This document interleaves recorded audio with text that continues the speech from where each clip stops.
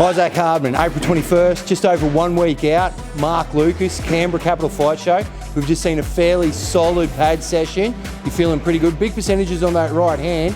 Everything seems to be coming along really nicely. Yeah, it always comes along really nicely. Me and Blair, and I say we get better every time. So today was 45%. You know, he's telling me to go easy a little bit because the cameras are in. So we're not giving away too much, but you know, like I said, that's 45%. I've got a lot more to go, and there's a lot more steam on that right hand. Don't you worry. Mate, preparation seems to be going well. Where have you improved in camp, do you think? Everywhere. It's you asked me the same question in Townsville, and it's a good question, but I get better everywhere, every single time I prepare with Blair. So you know, he's like a mad scientist. He obsesses with getting myself and along with all the other boys better. So he'll stay up. You know, he'll lose sleep over trying to get things perfect. You wait till April 23rd. It's going to be vicious. Don't you worry. Mate, what does Mark Lucas do well, do you think? He's got the runs on the board, I think. That's what he does well, and he jabs well. He's long. He's a good boxer. I don't think he'll do anything better than me, except for have the runs on the board. Like, I listened to a podcast of him. I'm obsessed with Mark Lucas now, and you know, I've listened to his podcast. He went to Cuba with Zach Dunn, lived over in Cuba. He's done all these trips all around the world for his amateur boxing stuff. But he won't do anything better than I will. You know, I'm a baby in this sport, and I don't have the amateur background or pedigree, but don't you worry, I'll be there, and it'll be a big showing. Mate, you've obviously picked up a lot of stuff outside of the ring work.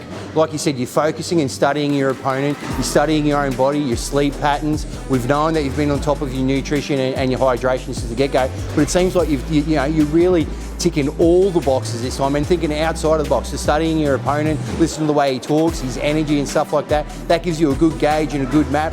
It's almost like a Tim Zoo mentality where you're aware of almost everything long before you get into the ring. Is that fair to say? Absolutely, and like just some of the things, the way people deliver certain sentences and stuff like that. You know, he stepped away from the sport a little bit, didn't know if he wanted to come back or not. Right there, I won the fight, 100%. You know, I'm in this, all my eggs are in this basket. You know, with everything else too, I'm so focused. My beautiful fiance there has me straight at home. You know, I live at the gym here in Fight Camp. I have no other distraction outside.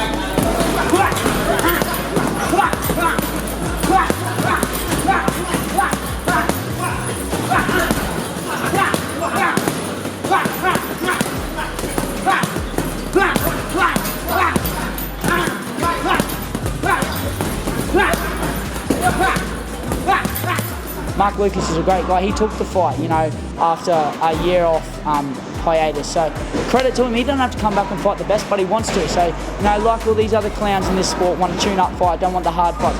Mark Lucas steps straight up to the plate, and credit to him. Good on him. There should be more blokes like Mark Lucas. But don't get it twisted. I'm there to take his fucking head off. People are scared to make these predictions, but fuck that. I'll make the prediction. If I fall on it, who cares? At least I'm shooting from the stars, for the stars. So he goes to bed in 3 rounds. I've told him that, and he said I'm taking you to deep water. And I said to him, I went to districts for swimming, and plus it's a fucking jungle out there. So I'm ready to go. He'll go to bed in 3 rounds, and if he doesn't, I'll give my purse back to Dean Lonergan, and Dean Lonergan can give it to Joel Camilleri to get in the ring with me, maybe down the track, or whoever that be. You know, if I don't do it in 3. Dean can keep it and then put it towards my opponent for the next fight to entice him to come fight.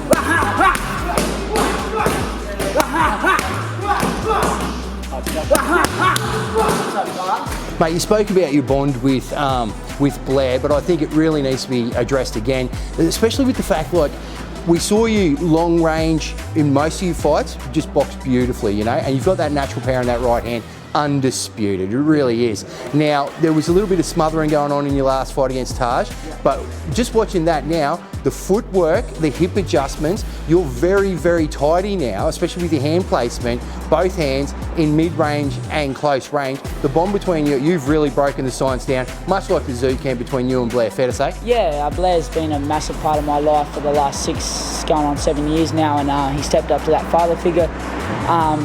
Sort of role model, and yeah, like the mid-range and close range is nothing new to us. It is in boxing, but I've been around 9-0 in MMA, and I do a lot. You know, we used to grapple all the time. Adrian Payne down at Integrated. I know how to pummel and manipulate weight and pull people off balance, jags and stuff like that. And head position is a big thing.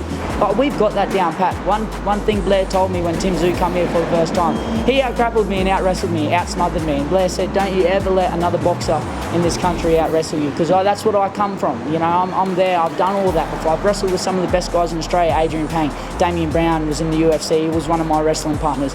You know, I'm pushing around light heavyweights and sparring, so Mark Lucas is going to run into a shitstorm, that's for sure.